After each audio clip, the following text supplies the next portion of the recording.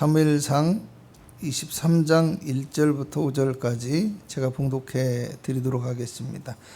사람들이 다윗에게 전하여 이르되 보소서 블레셋 사람이 그일라를 쳐서 그 타작마당을 탈취하더이다 하니 이에 다윗이 여호와께 묻자와 이르되 내가 가서 이 블레셋 사람들을 치리이까? 여호와께서 다윗에게 이르시되 가서 블레셋 사람들을 치고 그일라를 구원하라 하시니 다윗의 사람들이 그에게 이르되 보소서 우리가 유다에 있기도 두렵거든 하물며 그일라에 가서 블레셋 사람들의 군대를 치는 일이니까 한지라. 다윗이 여호와께 다시 묻자온데 여호와께서 대답하여 이르시되 일어나 그일라로 내려가라. 내가 블레셋 사람들을 내 손에 넘기리라 하신지라. 다윗과 그의 사람들이 그일라로 가서 블레셋 사람들과 싸워 그들을 크게 쳐서 죽이고 그들의 가축을 끌어오니라. 다윗이 이와 같이 그일라 주민을 구원하니라. 아멘. 주의 말씀을 따르는 사람이라는 제목으로 두 번째 시간에 말씀을 보도록 하겠습니다. 저희 가족이요, 아주 가끔 가족회의를 한다라는 명목으로 모여서 의논을 할 때가 있습니다. 주로 어려운 문제나 부담스러운 이야기가 있을 경우에 가족회의를 하게 되는데요. 회의를 하는 이유는 어떤 일을 결정하는 데 있어서 가족이 함께 참여하거나 아니면 어떤 식으로든 가족이 연관될 수밖에 없고 또 필요에 따라서는 가족들의 희생과 헌신이 필요하고 때로는 감당해야만 하는 역할이나 일이 주어질 수밖에 없는 상황이라고 제가 그렇게 판단할 때 가족회의를 소집하고 가족들의 의견을 함께 나누는 시간을 갖게 되었습니다. 그런데요, 가족회의를 할 때마다 매번 느끼는 것이 있는데요, 너무 간단하고 깔끔하게 결론이 나는 경우가 대부분이더라는 겁니다. 저는 굉장히 고심을 하고 오랫동안 생각하면서 어렵게 회의를 소집을 했는데 너무 간단해요. 너무 깔끔하게 끝나버려요. 물론 대화를 많이 하기는 합니다. 그렇지만 결론이 다 정해진 후에 그것에 대해서 조금 더 깊이 있는 의견이나 생각을 주고받는 건설적인 대화가 주를 이루게 되어집니다. 우리가 결정할 것에 대하여 어떻게 할 것인지, 또 어떤 결과를 예상하는지, 왜 해야 하는지에 대해서 서로가 가진 생각을 나누게 되어지고요. 또 반대로 일을 하는 데 있어서 문제가 되고 어려운 것들은 어떤 것인지, 또 만약에 결과가 좋지 않은 경우에는 어떻게 받아들이고 어떻게 대처해야 할 것인지에 대해서 부정적인 것들까지 함께 의논하고 나누게 되어집니다. 그런데요, 이렇게 함께 회의를 하고 의논을 하는 데 있어서 우리가 알아야 될, 그리고 우리가 고심해야 될, 우리가 중요하게 생각해야 될 것이 있는데, 그것은 신앙적으로 생각할 때 어떤 것이 바르고 유익한지에 대한 것을 믿음의 시각을 가지고 바라볼 수 있어야 한다는 사실입니다. 여러분, 사람은 본래 무엇을 하든지 자기 이익과 욕망을 먼저라고 생각합니다. 그리고 모든 것을 자신의 원하는 것과 자기의 어떤 유익에 따라서 판단하고 결정하면서 자신의 욕망을 이루기 위해서는 어떤 일이든지 서슴지 않게 되어지고요, 때로는 타인에게 해를 끼치는 것도 주저하지 않고 행하는 것이 어떤 죄악 속에 태어난 인간의 본성이라고 할 수 있습니다.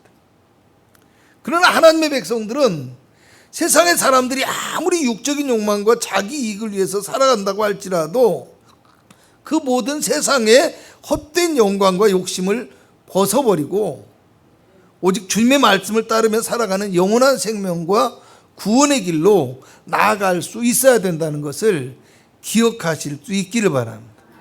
갈라디아서 5장 24절에서 26절을 보면 그리스도 예수의 사람들은 육체와 함께 그 정욕과 탐심을 십자가에 못 박았다고 말씀하면서 만일 우리가 성령으로 살면 또한 성령으로 행할지니 헛된 영광을 구하여 노엽게 하거나 서로 투기하지 말지니라고 말씀합니다. 세상의 어떤 영광과 욕망은 다 십자가에 못 박아버리고 하나님의 성령 안에서 살아갈 수 있는 참된 그리스도인이 될 수 있어야 한다라는 이야기입니다. 여러분, 앞에서 제가 가족교회를 하면 너무 간단하고 깔끔하게 결론이 나는 경우가 많다라고 얘기했는데요. 그 이유가 무엇일까요? 가족들이 이미 아버지의 뜻을 이해하고 따르려고 하는 마음을 가지고 회의 가운데 참여하기 때문입니다. 교회를 치면 목사님의 뜻을 지지하고 협조적인 태도를 가진 성도들이 많이 있다는 거예요. 사실은요, 그런데 저희 가족들도 그냥 제가 아빠로서 또 남편으로서 어떤 요구를 하거나 어떤 부탁을 할 때는요, 정말 아주 냉정할 정도로 단칼에 거절을 해버리고 등을 돌려버리는 경우가 굉장히 많이 있습니다. 너무 썰렁한 가족이죠. 너무 무서워요. 저도. 그런데 여러분, 회의를 할 때를 보면요, 제가 가장이면서도 목사로서 신앙적인 시각과 목적을 가지고 의견을 제시하기 때문에 믿음 안에서의 저의 뜻을 늘 존중하고 순종하는 마음으로 함께하며 동참하게 되어지더라는 겁니다. 여러분, 여기서 우리가 알아야 할 또 한 가지는요, 간단하게 결정이 되었다고 해서 결코 쉬운 결정도 아니었고요, 또 쉬운 일도 아니라는 사실입니다. 수고와 노력이 필요하고 희생과 헌신이 필요하고 힘이 들기 때문에 때로는 마음에 부담이 되어지기도 하고 거절하고 싶은 마음이 생기고 또 싫은 소리도 하고 싶기는 하지만 그것이 신앙 안에서 바른 길이라고 생각하고 영적으로 유익한 일이라고 판단하기 때문에 가족들이 목사인 저의 의견에 동의하고 찬성하게 되어지더라는 사실입니다. 여러분, 가족이 앉아서 회의를 하다가 보면 늘 듣는 말이 있습니다. 여러분, 한번 들어보시기 바랍니다. 아빠, 아니 목사님이 그동안 충분히 생각하고 고민하고 그러고 나서 하는 말 아니에요? 맞죠? 네. 그러니까 그걸로 우리를 설득하려고 하지 말고 우리가 무엇을 해야 하는지 필요한 것을 말씀해 주세요. 그래야 우리가 빨리 무엇을 어떻게 할지 결정할 거 아니에요. 아멘. 여러분, 아이들이 이야기한 말의 논점은 이거예요. 목사님이 누구보다도 고민하며 기도하고 나서 우리에게 말하고 있으니까 하고 안 하고는 이미 결정이 된 거라고 생각을 하고 우리가 어떤 것을 해야 되는지를 알고 우리는 그것을 어떻게 할지를 고민하고 생각하겠다라는 말이에요. 그래서 우리가 모여서 대화를 길게 하기는 하지만 하고 안 하고의 문제를 이야기하는 것이 아니라 맡겨진 일을 어떻게 해야 될 것인지에 대한 어떤 계획과 방법을 생각하는 것에 이 시간과 에너지를 많이 사용하게 되어진다는 사실입니다. 여러분, 오늘 본문의 말씀과 설교의 제목을 주의 깊게 생각해서 보신 분들은요, 말씀을 들으면서 충분히 알아들었을 것이라고 생각을 하는데요, 하나님의 자녀인 성도에게는 하나님의 말씀과 뜻을 이해하고 따르려고 하는 마음이 있어야 된다라는 것. 세상의 어떤 영광과 욕망의 길을 걸어가는 것이 아니라 믿음과 신앙 안에서 바른 길을 걸어갈 수 있어야 되고요, 육적인 욕심을 따라 살지 않고 성령을 따라 살아가는 영적인 성도가 될 수 있어야 한다라는 거예요. 여러분, 2주 전에 같은 본문에 같은 제목을 가지고 말씀을 전하면서요, 서두에서 그런 얘기를 했어요. 예배하고 기도하는 사람은 많아도 주님의 말씀을 믿고 따르는 순종의 사람은 찾아보기 힘든 이유가, 입술로는 주님의 뜻이 먼저라고 이야기하지만 내 뜻과 내 욕망이 먼저가 되어지고 그 욕망을 위해서만 기도하기 때문에 그렇게 되어진다 라는 말씀을 드렸습니다. 그래서 진정한 믿음의 사람은 어떤 상황 속에서도 하나님의 말씀에 순종하며 믿음의 길을 걸어갈 수 있는 사람이 되어야 한다라고 했는데, 오늘 하나님 앞에 나온 우리는요, 얼마나 우리가 하나님의 뜻을 이해하고 따르고자 하는 마음을 가지고 이 자리에 앉아 있는지 스스로가 생각해 볼 수 있어야 된다라는 겁니다. 혹시 오늘 우리가 지금 예배하며 기도하는 이 순간에도 하나님의 계획과 뜻을 알고 순종하고자 하는 마음보다는 그저 내 삶의 문제와 내가 필요한 것들만 하나님 앞에 구하는 데 급급한 그런 모습을 가지고 예배하고 있다면 우리 자신은 실패하는 예배를 드리고 있는지도 모른다는 사실을 기억해야 한다는 거. 사람들은요, 자신이 원하는 답만 들으려고 하고 내 생각에 맞는 말만 해주기를 원하고 기대하는 경우가 대부분입니다. 그래서 누군가에게 조언을 구하거나 질문을 할 때조차도 어떤 상대방의 생각과 판단을 구하는 것이 아니라 자신이 이미 답을 정해놔요. 그리고 상대방은 그저 내가 주장하는 말에 대해서 손을 들어주고 편을 들어주기만을 원합니다. 때문에 자신의 이야기를 들어주고 자신의 주장을 받아주는 사람은 너무너무 좋아하지만 혹시라도 자신의 말을 부정하거나 반대하는 사람에 대해서는 쉽게 적대시하고 공격적인 모습을 보이고요. 때로는 상대를 비방하고 헐뜯기까지 합니다. 여러분, 이런 사람에게는 어떻게 되겠어요? 결국에 누구도 그 사람에게 올바른 답을 제시해 줄 수 없어요. 서로 누군가 그 사람에게 용기를 내서 답을 제시해 준다고 할지라도 그 사람은 듣지 않을 것이 분명하기 때문에 사실은 말을 해도 무의미한 결과가 발생할 수밖에 없는 거예요. 그러니까 뭐예요? 우리가 자주 하는 말 있잖아요. 말해봤자 소용없으니까 말하지 말라는 거예요. 제가 운동 경기를 하다 보면요, 때로는 이 운동을 잘하시는 분들이 못하시거나 좀 부족하다고 생각하는 분들에게, 또 때로는 잘하는 사람에게도 늘 잔소리를 하는 경우가 있어요. 그러면 제가 하는 말이 있어요. 20년, 30년을 똑같은 이야기를 하는데도 전혀 고쳐지지 않는데 이제 그만할 때도 되지 않았냐라는 거. 네? 여러분, 사람의 습관이라든가 행동이라는 게 그런 거예요. 변하지 않아요. 듣지 않아요. 고려하지 않아요, 남의 말을. 우리 신앙생활도 그런 모습이 아닌가. 아무리 하나님께서 말씀하셔도 듣지 않고 변하지 않는 모습이 우리의 모습이 아닐까 생각을 해봐야 된다는 거. 여러분, 하나님께 마찬가지라는 사실을 알아야 돼요. 내가 원하는 말만 하고 내가 원하는 말만 들으려고 합니다. 때문에 하나님께서 아무리 말씀하셔도 들으려고 하지 않고 들을 생각도 없기 때문에 결국엔 어떤 사람이 될까요? 듣지 못하는 사람이 되어져 버려요. 여러분, 이스라엘의 첫 번째 왕이었던 사울이 그랬다라는 얘기예요. 하나님께서 불순종한 사울에게 다시 사무엘을 통해서 말씀하셔요. 뭐라고요? 아말렉을 진멸하라고 말씀하셨어요. 근데 사울은 또 불순종해요. 여전히 불순종하고 여전히 무언가를 핑계합니다. 백성들이 그래서 그랬어요. 상황이 이렇다 보니까 그랬어요. 좋은 것을 버리는 것은 너무나 낭비잖아요. 이거 아깝잖아요. 합리적이지 못하다라는 거죠. 아이고, 내가 이 좋은 것들은 가지고 와서 하나님께 제사하려고 그랬어요 하면서 신앙적인 것까지 들먹이면서 의로운 채를 합니다. 그렇지만 사무엘이 뭐라고 해요? 하나님께서 사무엘을 통해서 순종이 제사보다 낫다라는 거예요. 하나님 말씀 듣는 것이 순양의 기름보다 낫다라는 거예요.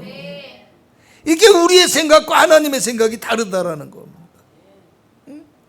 여러분, 사무엘상 28장 6절을 보면 사무엘이 죽고 난 다음에 블레셋이 쫓아오니까, 블레셋이 침공해 오니까 이제 그것이 두려워서 하나님께 물어요.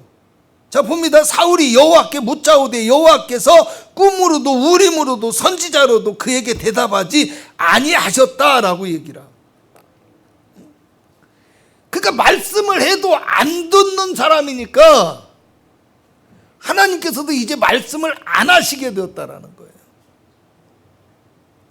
여러분, 마태복음 13장 13절을 보면요, 예수님께서 그들이 보아도 보지 못하며 들어도 듣지 못하며 깨닫지 못하리라고 말씀하고, 이어지는 13장 15절에서 이 백성들의 마음이 완악하여져서 그 귀는 듣기에 둔하고 눈은 감았다라고 말씀합니다. 무슨 말씀이냐면, 말씀을 들어도 깨닫지 못하고 열매를 맺지 못하는 이유가 그들의 마음이 완악하여져서 듣지 않고 눈을 감아버렸기 때문이라는 거예요. 이 말씀이 어떤 말씀이냐면요, 씨 뿌리는 비유를 통해서 하신 말씀이에요. 길가에 뿌려진 거, 돌밭에 뿌려진 거, 가시떨기에 뿌려진 거, 그리고 좋은 땅에 뿌려진 씨에 대해서 말씀을 하면서 주님의 말씀을 마음으로 받아들이고 열매를 맺을 수 있어야 되는데, 내가 원하는 말씀만 들으려고 하니까 아무리 하나님께서 말씀을 하셔도 들을 수가 없다라는 거예요. 여러분, 또 주님은 나를 가르치시고 선한 길로 인도하시기를 원하시는데, 오늘 우리는 하나님 앞에 나와서 예배하는 이 시간까지도 그저 내 삶의 목적과 방법만 주장하고 있고, 또 내 생각과 내 판단만 앞세우면서 하나님의 말씀에는 귀를 기울이지 않는 모습으로 예배하고 부르짖고 있지는 않는지, 그러면서 우리는 어떻게 보면 하나님의 손길과는 무관한 삶을 살아가고 있는 것은 아닌지, 우리를 향한 하나님의 뜻과 계획 가운데서 멀어지고 있는 삶을 살아가고 있지는 않는지 우리가 생각해 볼 수 있어야 한다라는 겁니다.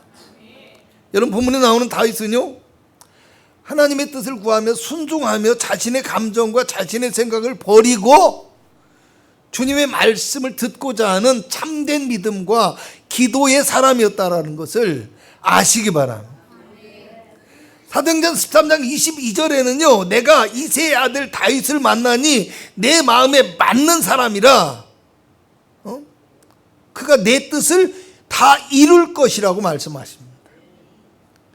자기의 생각을 하나님의 뜻에 일치시키며 하나님의 뜻을 이루어가는 사람이 이 다윗이라는 사람이에요.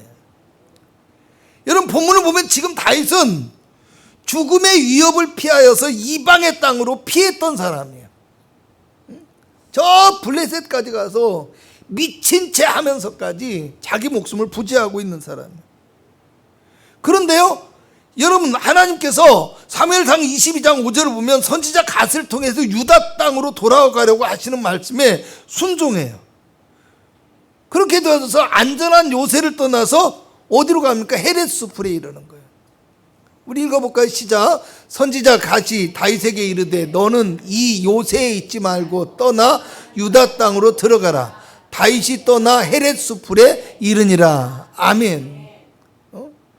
그러니까 편안하고 안전한 요새를 떠나라는 거예요. 왜? 그곳은 이방의 땅이에요. 약속의 땅이 아니에요.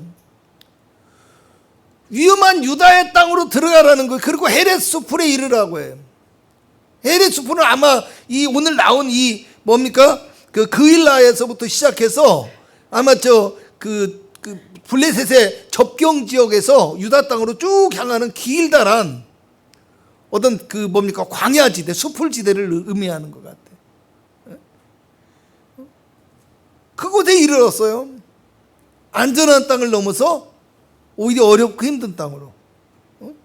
그런데 언제 사울에 잡혀서 죽을지도 모르는 위험한 상황인데도 다윗은 자신의 동족인 그일라의 백성들이 블레셋 군대에 의해서 탈취를 당했다라는 소식을 듣고 난 다음에 굳이 하나님 앞에 그것을 위해서 기도하고 물었다라고 얘기를 해요. 여러분, 왜 제가 굳이라고 얘기를 했을까요? 사실 다윗의 입장에서는 이익도 없고 위험만 따르는 상황이기 때문에, 그래서 다윗과 함께한 사람들이 그일라를 하나님께서 구원하라고 하셨다고 하니까 이거 말도 안 되는 상황입니다 하고 반대를 하게 되어지는 거예요. 근데 다윗은 어떻게 합니까? 그 상황을 보고 결정하지 않아요. 그렇게 반대와 어려움이 또 닥치니까 또 하나님의 뜻을 구하고 또 다시 기도한 거예요. 그리고 나서 하나님의 뜻을 확인하고 자신의 사람들을 설득해서 하나님의 말씀에 순종하고 블레셋을 치고 그 일날을 구원하는 일에 참여하게 되었다라는 거. 할렐루야. 여러분, 사실은 모든 이스라엘 백성들이 사울을 두려워해서 다윗을 고발해요. 뒤에 나오면 진짜 안타까울 정도예요. 가는 곳마다 사람들이 사울에게 다윗이 여기 있습니다, 다윗이 여기 있습니다. 한시도 쉴 틈 없이 도망 다녀야 돼요. 그렇기 때문에 다윗이 그일나라는 성읍 가운데 들어가는 것은 위험을 자초하는 그런 상황일 수밖에 없다라는 겁니다. 스스로 위험을 자초하는 거예요. 그런데 여러분 잘 생각해 보십시오. 그일나는 뭡니까? 이스라엘의 영토예요. 이스라엘 백성들이에요. 그러니까 그일나가 위험에 처했을 때 그 그일나 백성들의 안전을 책임져야 되는 것은 누굽니까? 사울이라는 거. 근데 이 사울왕은 오히려 자기 어떤 개인적인 감정, 원한, 어떤 욕망 이런 것 때문에 어떻게 합니까? 다윗을 쫓는데 분주해요.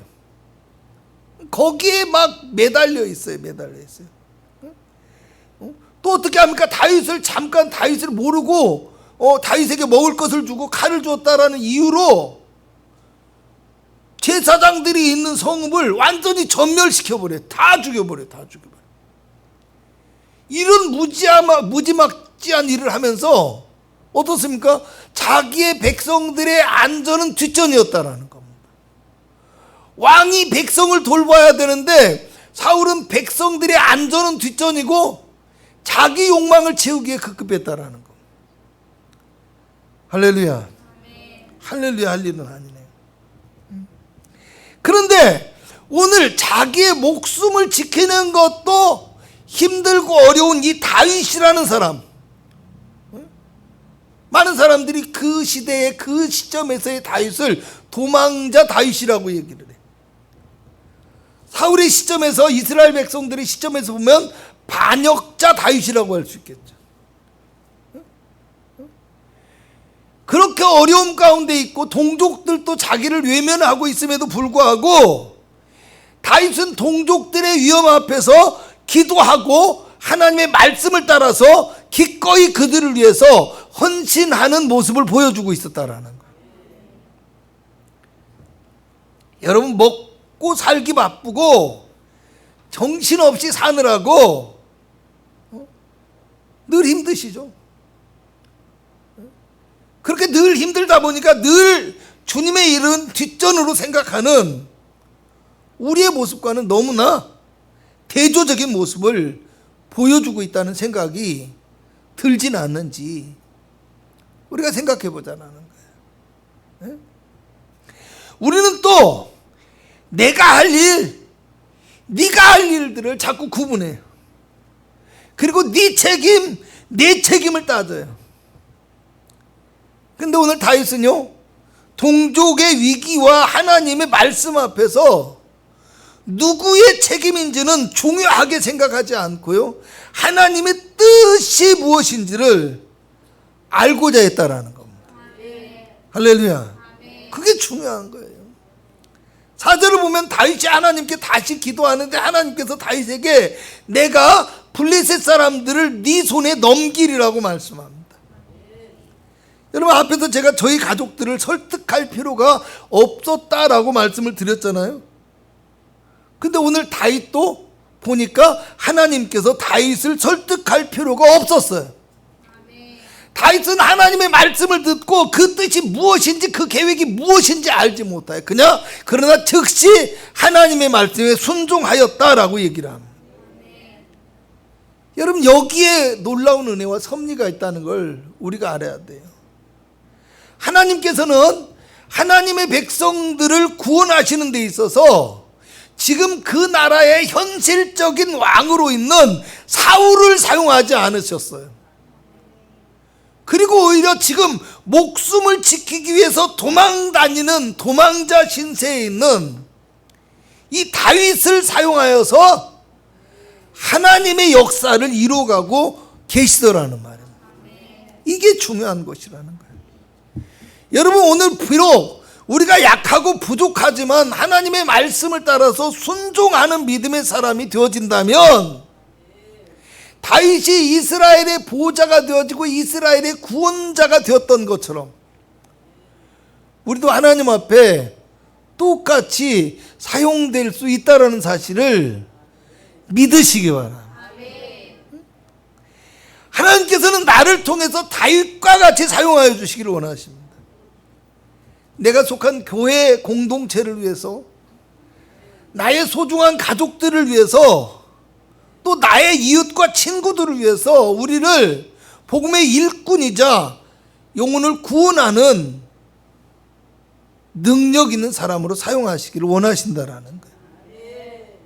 여러분, 눈에 보이는 사람은요, 나 살기도 바쁘다고 말하고요, 내 문제도 해결하지 못하고 이야기하고요, 또 내 코가 석자다라고 이야기할 수도 있어요.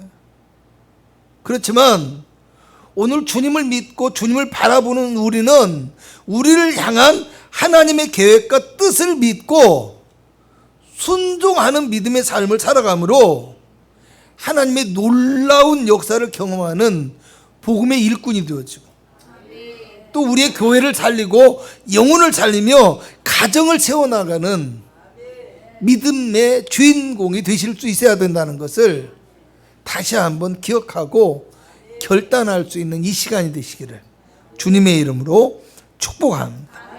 기도하겠습니다. 우리를 그리스도의 일꾼으로 세우시고 사용하시기를 원하시는 하나님, 오늘 우리가 어리석은 왕 사울과 같이 불신앙의 사람이 될 것인지, 아니면 오늘 믿음의 사람 다윗과 같은 순종의 사람이 될 것인지를 결단하는 시간이 되어지기를 원합니다. 눈에 보이는 세상의 것들을 따라 살지 않게 하시고, 눈에 보이지는 않아도 반드시 우리 가운데 계시고 역사하시는 하나님을 바라보며 순종하는 믿음의 사람이 되게 하여 주시고, 늘 주님의 뜻과 계획을 이해하고 따르고자 하는 마음을 가지고 언제나 주님의 말씀을 마음으로 받아들이며 온전히 신뢰하며 살아가는 담대한 믿음과 용기를 우리 가운데 허락하여 주셔서 이 땅과 교회를 바로 세우며 가정을 지켜나갈 수 있는 능력 있는 그리스도인들이 다 되게 하여 주시옵소서. 오늘 우리가 가지고 나온 문제와 어려움과 모든 기도의 제목을 들어 응답하여 주시기를 원하옵니다. 예수님의 이름으로 기도합나이다. 아멘.